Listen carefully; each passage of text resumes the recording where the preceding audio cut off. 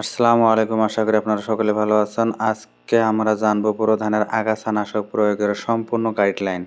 আগাছা নাশকের প্রকারভেদ: চারা রোপণের আগে pre planting, butachlor 50 EC, pretilachlor 50 EC, pyrazosulfuron ethyl 10 WP, 20 pyribac sodium, fenoxaprop ethyl.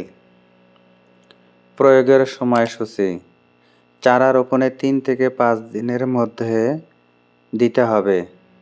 বুটাক্লোর বা প্রিটেলাকোর প্রয়োগ: জমিতে 3 থেকে 5 সেন্টিমিটার পানি থাকতে হবে। মাত্রা হলো প্রতি একরে 800 থেকে 1000 মিলি প্রয়োগ করতে হবে। চারা রোপণের 15 থেকে 20 দিন পরে পাইরাজো সালফিউরন প্রয়োগ করতে হবে। মাত্রা প্রতি একরে 60 থেকে 80 গ্রাম। জমিতে পানি রাখতে হবে। তৃতীয় পর্যায়ে চারা রোপণের 25 থেকে 30 দিন পর দিতে হবে। প্রথমে অল্প পানিতে আগাছানাশক মেশান, ভালোভাবে নেড়ে নিন, তারপর বাকি পানি যোগ করুন। প্রতি একরে 150 থেকে 200 লিটার মিশ্রণ প্রয়োজন। বিকেল 4টা থেকে 6টার মধ্যে স্প্রে করলে সবচাইতে ভালো হয়। রোদ কম থাকলে স্প্রে করা ভালো হয়।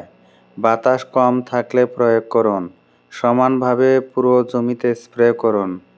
প্রি ইমার্জেন্স আগাছানাশক: স্প্রের আগে জমি থেকে পানি সরিয়ে নিন।